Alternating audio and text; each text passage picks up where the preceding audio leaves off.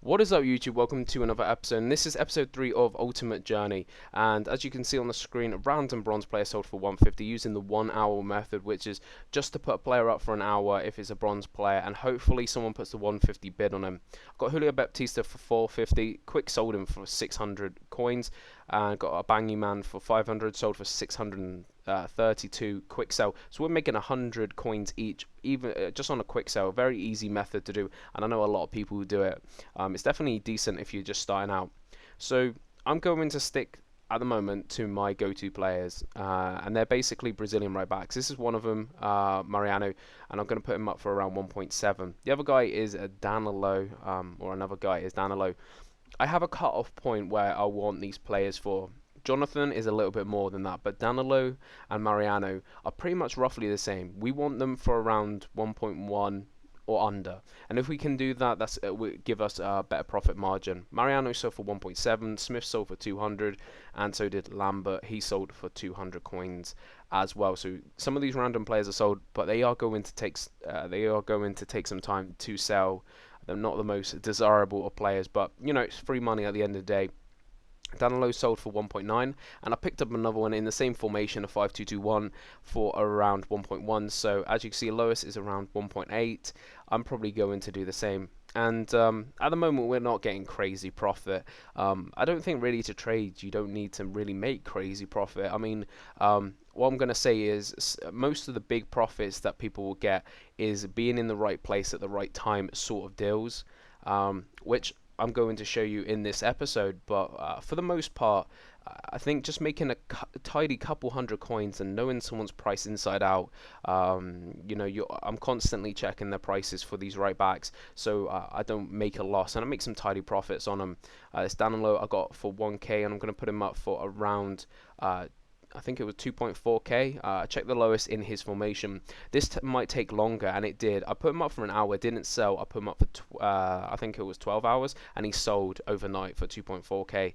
So it's not the easiest thing sometimes to sell these players.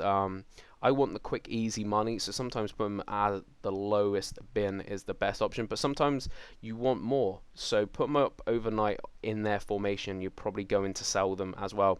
So I'm just looking for Jonathan, seeing what his price is currently. I bought him for 2.1, going to sell him for 2.9. Not the craziest a profit, but it's still a couple hundred coins, which isn't too bad after tax. And as you see, getting lucky, I go and search his price, and I know he's a couple k. I see a bin of 1k in a 4-1-2-1-2 formation. So I bin that literally the first second I see that, because that's the price I know I'll really want him for to bid. I bought this guy for 2k bid and going to put him up for around 2.9, which I do there after I sold the 451 version. So what I'm going to do is check his 4-1-2-1-2 price, because some of these formations are very expensive to buy, and people rather buy the player for a couple k more than buy the formation, which is like 5-6k plus. Here's another Jonathan I bought, I think in a bid for 500 coins, which is absolute crazy. There you go, the Jonathan 4-1-2-1-2 sold for 4.2k. So that shows you getting being in the right place at the right time. I bought him for 1, sold him for 4.2. That's an easy 3k plus profit, and that was an easy 3k plus profit as well. So sometimes you just got to get lucky, and that's what I did there. But for the most part, just have these go-to players, have a go-to league. I'd really recommend that. And I'm going to be more specific, because this isn't going to last me forever. I mean, yeah, okay, I'm making a couple hundred coins here and there. It's definitely good when you first start. I put him up for 3.4. I got him for 500 coins. That's crazy. That deal as well. And sometimes you can get crazy deals like that, even better than those bins that you can get for misprices. So I'm just going to check. I think Danilo's lowest price in a 4-3-2-1 formation. So I am going to basically just undercut him as well. So trading at the moment is mainly around these main 3 players, but as I said, I am going to specify into a league, and I think that's the best thing to do. Push yourself into one league, maybe even bronze players, silver players, or a certain area of player. I think that could be easier to do. Jonathan sold for 3.4k. Danilo sold for 2.3k, so we're making some really decent profits here. They're nothing insane, but they are definitely good enough. And I went up and picked a couple of Jonathans up, 2 Jonathans, and I picked up a Danilo. So these are the players I check all the time, and yeah, you're going to miss players, but have a limit. I think that's the best thing I can say. Learn a player's price and have a limit on that.